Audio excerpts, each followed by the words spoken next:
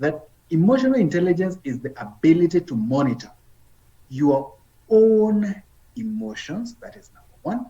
And number two, other people's emotions. So the question that you might want to ask yourself is, are you able to understand and monitor your emotions? Do you know your emotions? How well do you know your emotions? But are you also able to monitor other people's emotions? When someone is sad, are you able to tell that they are sad?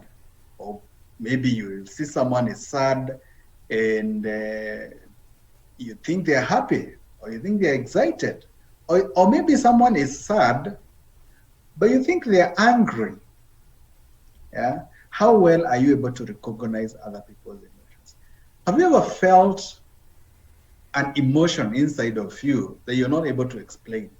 You have this feeling that you really, really cannot explain, and you don't know what is happening to you. You don't know whether you are sad, or you are angry, or you are hungry, you know, because sometimes you might be hungry, but you think you are actually angry, or you think you're sad, and the only thing you need is to have, to eat, and everything gets back to normal.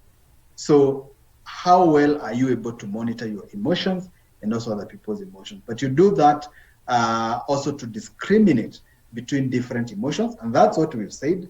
You need to differentiate between, for example, anger and sadness, because if you're able to discriminate or to differentiate, then you're able to respond appropriately. You don't respond the same way to anger, the same way you respond to sadness. And as a manager, I think that is very, very critical. Yeah. So once you differentiate them and also label them appropriately, and to use emotional information to guide thinking and behavior. So emotional intelligence is all about understanding emotions and reacting to different sets of emotions the way you're supposed to. Yeah. You react appropriately. Once you understand emotions, you're able to use that information to guide how you think and also to guide how you behave.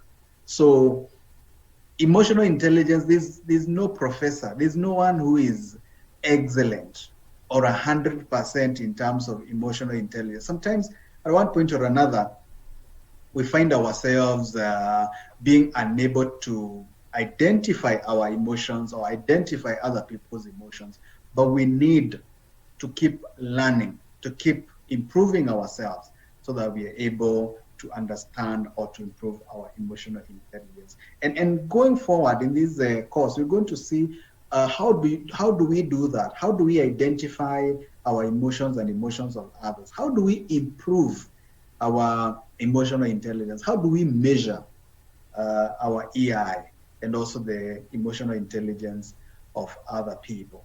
And how do we use emotional intelligence to manage the organization, to manage people, to help them improve their performance? That's what we are going to really be talking about in this training. So that is what emotional intelligence is. And I would want us to look at the abilities of emotional intelligence. When you have a high level of emotional intelligence, what are we saying you're able to do? Number one, you are able to perceive emotions. Very, very important. So the ability to detect and decipher emotions in faces, pictures, voices, and cultural artifacts, including the ability to identify one's own emotion. So if you were to look at a painting and you are asked, what is the emotion expressed in that painting? Maybe it is a painting of someone's face, or a carving, or a sculpture. Are you able to do that? When you hear someone speaking, maybe someone has recorded a message for you. Are you able to know whether that person is excited, angry, is sad? Are you able to differentiate those emotions? Yeah. when you see my face right now, are you able to tell the kind of emotions that I am going through? Am I happy? Yeah. Am I bored? Am I excited? It's very, very important. So we're saying that perceiving emotions represents a basic aspect of emotional intelligence, as it makes all other processing of emotional information possible. So this is very basic. If you can't perceive, if you can't understand, if you can't decipher emotions, then you're not able to process any other information on emotion. So that is one of the key abilities of emotional intelligence. Number two, you should be able to use emotions. Once you're able to understand them, you should be able to use those emotions. So if you have a high level of emotional intelligence, then you need to be able to use them. So this is we're saying this is the ability to harness emotions to facilitate various cognitive activities, such as thinking and problem solving. So as a manager, what do you do with a particular emotion? When you see people are excited, and that's an emotion, how do you utilize that maybe to help the organization improve its performance? Yeah. The emotionally intelligent person can capitalize fully on his or her changing moods in order to best fit the task at hand. So when you're sad, how can you capitalize on that? Or when you're excited, or when you're happy, or when you're angry, how can you capitalize on that to get the best results? So it's very, very important for you to be able to know the emotions that you can capitalize on at that particular point in time, so that you can get the results that you're looking for.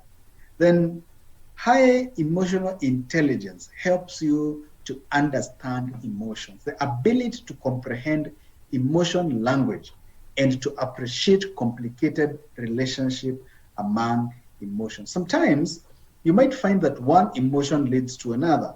Yeah, and we have an example here. We are saying that, for example, understanding emotions encompasses the ability to be sensitive to slight variations between emotions and the ability to recognize and describe how emotions evolve over time. So when you look at people and you see how emotions are changing over time, are you able to understand? Are you able to predict, for example, that these people have this emotion at this point in time, and after some time, it is expected that these emotions are going to evolve. I used to hear when I was young, and maybe there's a child, and the child is very happy, laughing, and all that. And the older folks would say, the way this child is excited, there's a possibility they are going to cry a lot after that.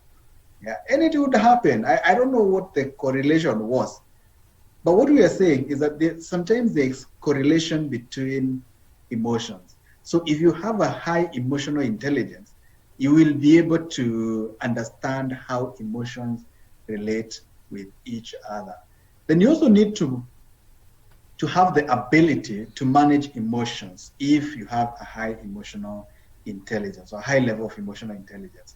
And we're saying that this is the ability to regulate emotions in both ourselves and others. When you're feeling sad and you're getting into a meeting that you cannot perform well when you're sad, are you able to regulate that emotion and change it into an emotion that is going to help you perform well? For example, I usually look at newscasters, and every day they are on TV, they are looking excited, they're looking happy and all that. And you're like, I mean, don't these people ever get angry? Don't they ever get sad? But they have mastered the art of managing their emotions. They do not let emotions stop them from doing what they're supposed to do. We are saying that, therefore, the emotionally intelligent person can harness emotions even negative ones, and manage them to achieve intended goals. So some of the emotional intelligence characteristics is the ability to assess and supervise one's emotions, thoughts, and self, to be aware of the emotions of others and of groups, and to discriminate among emotions and thoughts, and use this information to guide future thinking and actions. So emotional intelligence is very, very important for every manager, because it will help you to a large extent understand the people around you and also understand yourself.